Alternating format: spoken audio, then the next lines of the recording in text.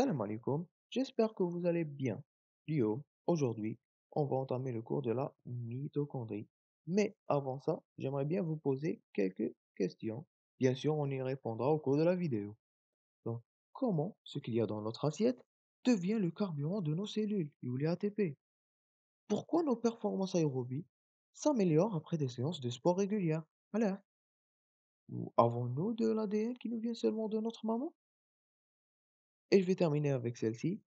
Double membrane. ADN propre à elle, la mitochondrie serait-elle une bactérie qui vit au fond de nous?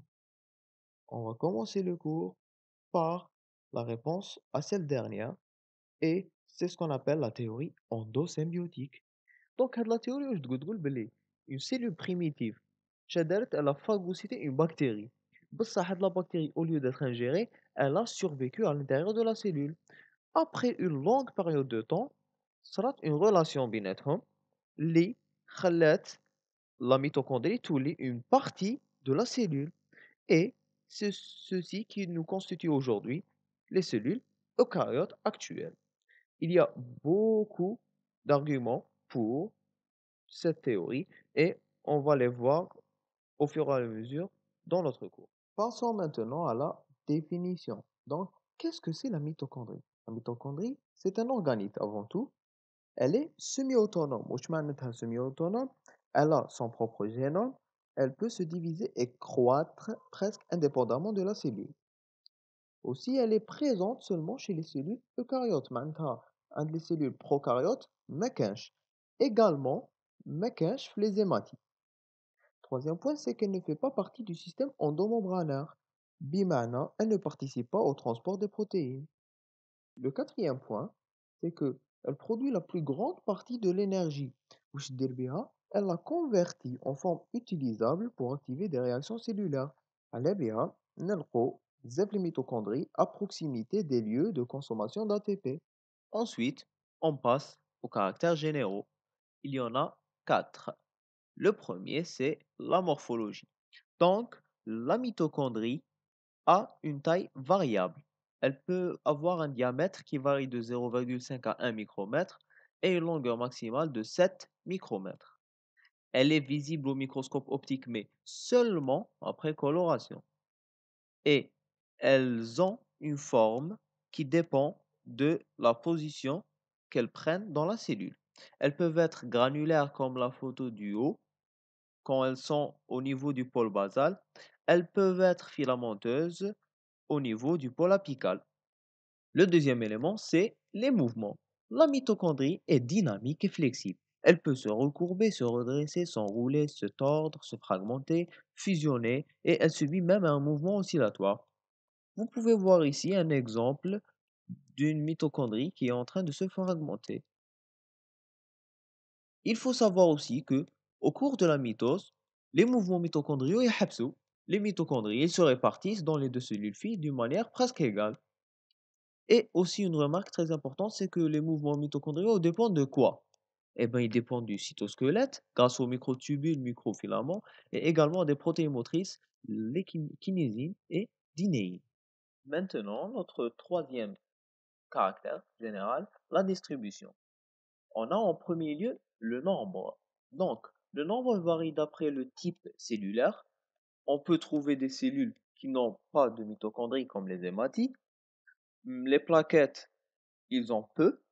Et on peut trouver comme les cellules musculaires et hépatiques qui peuvent avoir plus de 2000 mitochondries. Oui, 2000 mitochondries. Le deuxième point ici, c'est que le nombre peut varier d'après les besoins énergétiques. Un exemple, dans la même cellule, le cellule musculaire au repos contient 5 à 10 fois moins de mitochondries qu'une cellule musculaire activée en permanence. Et ce point-là répond à l'une de nos questions qui était à propos de pourquoi on s'améliore après des séances de sport régulières. Et ceci parce que nos besoins énergétiques vont augmenter à chaque fois. En deuxième lieu, on a la répartition. Donc, généralement, la répartition est uniforme dans la cellule, le cytoplasme, comme les hépatocytes. Mais il y a des exceptions parce que, كيما قلنا, on les trouve. On trouve les mitochondries dans les zones actives de la cellule. Donc, on peut trouver en face du disque de myofibrille dans les cellules musculaires striées, comme vous le voyez. On peut les trouver dans la pièce intermédiaire d'un spermatozoïde, comme on peut les trouver dans la région basale des cellules rénales. Et voici maintenant notre dernier caractère, la biogénèse. Donc, on a les mitochondries provient toujours de la division des mitochondries préexistantes. Et ceci par deux étapes principales. La première étape, c'est la réplication de l'ADN mitochondrial, qui aboutit à de centaines de copies. La deuxième étape, c'est la croissance d'une crête, que vous pouvez voir dans l'image 2, 3 et 4. Chez de la crête, elle divise la mitochondrie en deux mitochondries différentes. Notre deuxième point, et qui est la réponse à une de nos questions, l'hérédité des mitochondries est strictement maternelle. Mais qui fait strictement maternelle?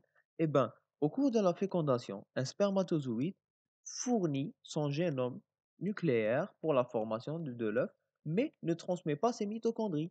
Donc le matériel génétique mitochondrial hérité est celui qui est transmis par la mitochondrie du cytoplasme de l'ovule. C'est pour ça, oui, on a de l'ADN qui vient seulement de nos mamans. Donc, passons maintenant à la structure. La mitochondrie se constitue d'une membrane externe, une membrane interne qui délimite une cavité interne qui s'appelle la matrice, et les deux membranes sont séparées par un espace qui s'appelle l'espace intermembranaire. On va commencer par la membrane externe. C'est une bicouche lipidique de 5 à 7 nanomètres qui est très semblable à celle de la membrane plasmique, mais elle diffère dans la quantité de lipides car celle-ci contient 40% de lipides et 60% de protéines. Elle est riche en protéines transmembranaires, les porines. Ce sont des perméases formant des canaux amniotiques. Ils sont voltage dépendants, c'est-à-dire que ce sont des pores dont l'ouverture dépend du voltage responsable du transport passif des ions et petites protéines de moins de 10 kg d'atomes. La membrane aussi englobe des récepteurs d'importation qui s'appellent TOM. Ils sont capables de reconnaître les séquences signales des protéines cytosoliques destinées aux mitochondries, KIMA, les ADN polymérases, ARN polymérases mitochondriaux. On passe maintenant à l'espace intermembranaire. Il est situé entre les deux membranes, externes et internes. Sa largeur est de 10 à 20 nanomètres. Il tend à être acide en raison de la respiration cellulaire car c'est le lieu de stockage des H+, qui proviennent du fonctionnement des complexes de la chaîne respiratoire. Il contient aussi le cytochrome C, une protéine qui circule entre les deux membranes. On passe maintenant à la membrane interne. C'est la zone la plus active de la mitochondrie avec la matrice. Elle a une épaisseur de 5 à 6 nanomètres. Elle contient 80% de protéines et 20% de lipides sans cholestérol. Elle est repliée en plusieurs crêtes mitochondriales. Chez les crêtes, le fait c'est qu'elle augmente beaucoup sa surface totale et le nombre de crêtes peut être variable en fonction de la demande en ATP. Exemple, les crêtes des mitochondries des cellules cardiaques sont 3 fois plus nombreuses par rapport à celles des hépatocytes. On a aussi la membrane est constituée de lipides. Entre eux, on trouve une forte proportion de phospholipides appelés les cardiolipides. Ils sont responsables de l'imperméabilité à toute solidité, notamment les protons, et ils permettent aux lipides cytosoliques de pénétrer dans la matrice pour y subir la bêta-oxydation.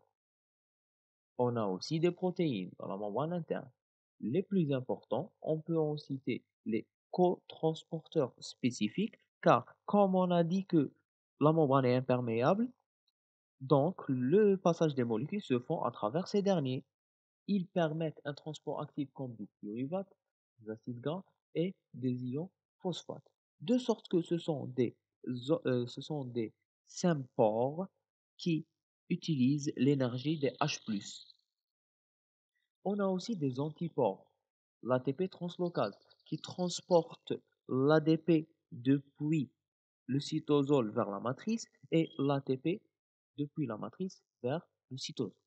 La membrane contient aussi des enzymes, comme ceux de la bêta-oxydation des acides gras, qui transforment l'acide gras en acétyl-CoA. On a aussi des complexes protéiques enzymatiques de la chaîne respiratoire. Le premier, c'est le complexe 1, c'est le NADH déshydrogénase. Le 2, c'est le succinate déshydrogénase. Complexe 3, c'est le BC1. Et le complexe 4, c'est le cytochrome oxydase. On a aussi l'ATP synthétase, ou appelé H plus ATPase, ou F0F1 ATPase, qui produit l'ATP par phosphorylation de l'ADP. Il est constitué de deux parties. La première partie, c'est la F0, qui est maintenue dans la membrane par de fortes liaisons hydrophobes, et F1, qui forme une protubérance sphérique et qui est une protéine globulaire constituée de trois sous-unités alpha, trois sous-unités bêta et une sous-unité centrale gamma. On a aussi des complexes d'importation TIM, de sorte que les membranes internes et externes peuvent occasionnellement être en contact pour former un port de perméabilité transitoire. C'est ce qui s'appelle le PTP, Permeability Transition Port. Et ceci quand le tome, dont on a parlé précédemment dans la membrane externe, se lie avec le TIM. Ici, vous voyez un exemple d'une translocation de protéines.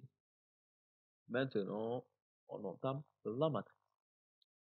Elle est constituée d'une substance fondamentale gélatineuse, très riche en système enzymatique. On a les enzymes établissant la décarboxylation du pyruvate, qui veut dire qu'elle aboutit à la formation de CO2, acétyl-CoA, NADH2. Les enzymes de la bêta-oxydation des acides gras, ou ce qu'on appelle les lys de Linén, qui dégradent les acides gras et forment de l'acétyl-CoA et des coenzymes réduits. On a aussi les enzymes appartenant au cycle de Krebs qui dégradent l'acétyl-CoA et aboutit à la formation de CO2, GTP, alpha-DH2, NADH2 et des enzymes nécessaires à l'expression et la réplication de l'ADN mitochondrial.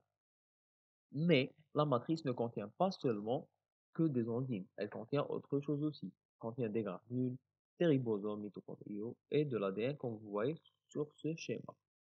Donc, l'ADN mitochondrial. Il est bicaténaire, circulaire, de petite taille, non associé à des histones.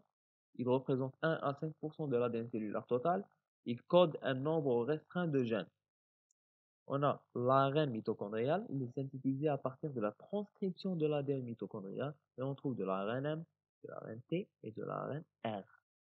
On a aussi les mitoribosomes, qui sont les ribosomes mitochondriaux. Ils sont constitués de deux sous-unités.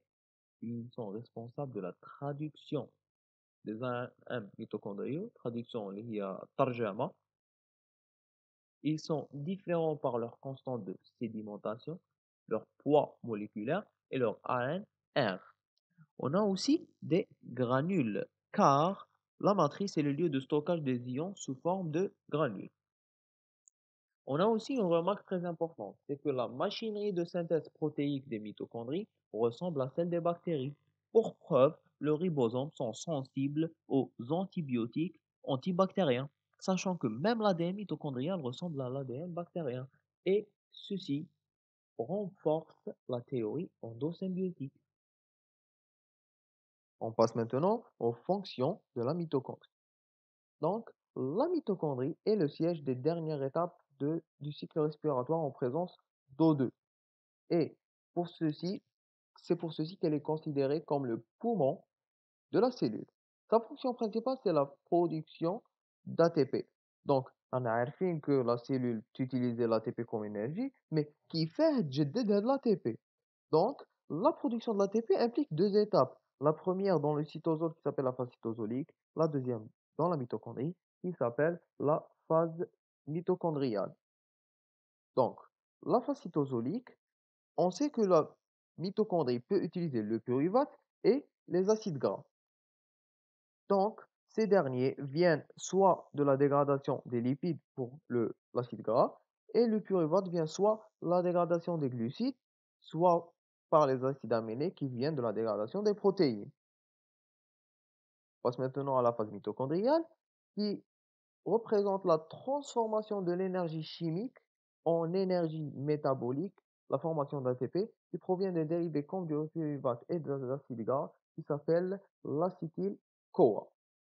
Donc, ce processus se déroule en 4 étapes. La première étape, c'est l'obtention de l'acétyl-CoA. On a les résultats de la phase cytosolique qui est le pyruvate et les acides gras. Le pyruvate va entrer dans une décarboxylation et l'acide gras va entrer dans la bêta-oxydation pour nous donner l'acétyl-CoA. La deuxième étape est la décarboxylation et la déshydrogénation de l'acétyl-CoA. Dans cette étape, l'acétyl-CoA, après son passage par le cycle de Krebs, nous produit du CO2, un déchet, et des H+ liés à des électrons, qui réduisent les accepteurs de coenzyme NAD+ et FAD pour donner NADH+ et FADH2. Notre troisième étape, c'est l'introduction des protons dans la chaîne respiratoire.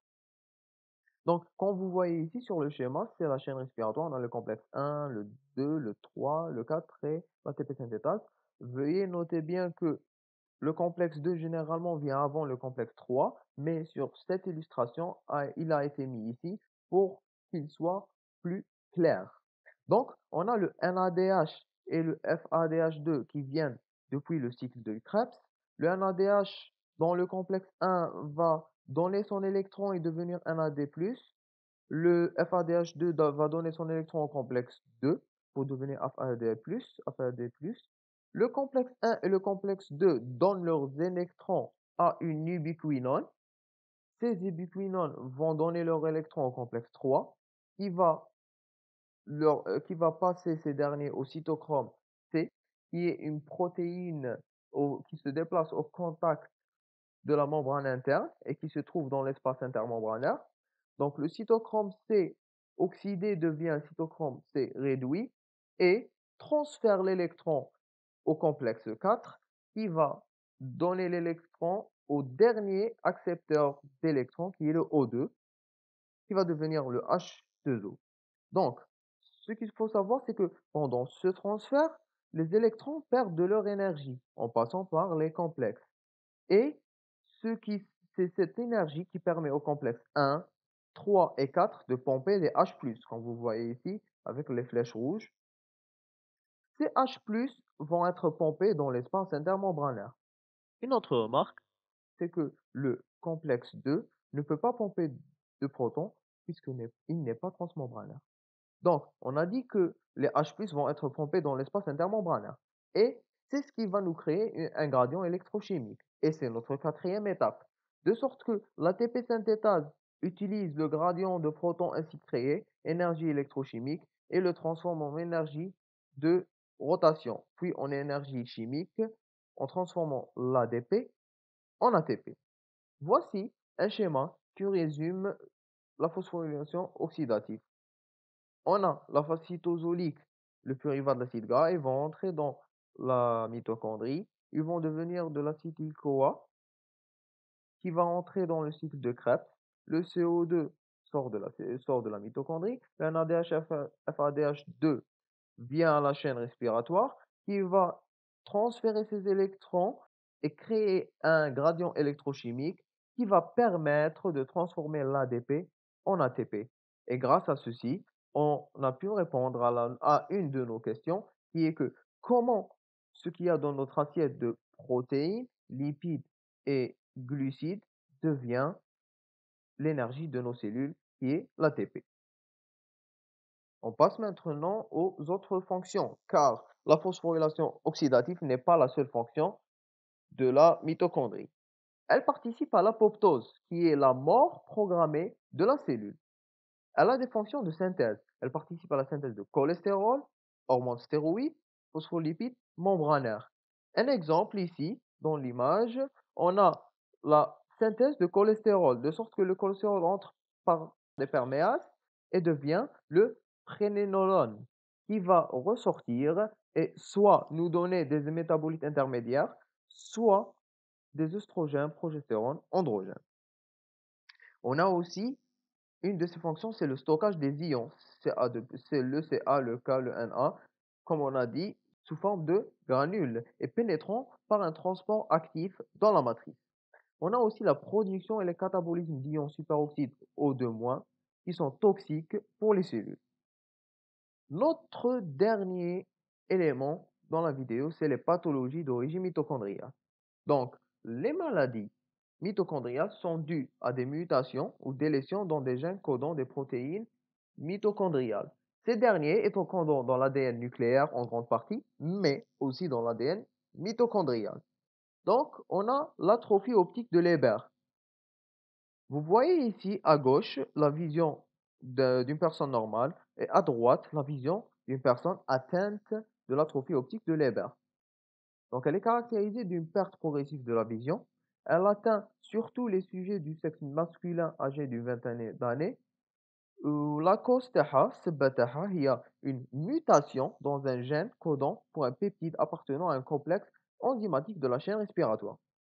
Notez bien que les anomalies du génome mitochondrial provoquent des maladies musculaires, entre l'atrophie musculaire, la myopathie progressive, faiblesse musculaire proximale et les myalgies.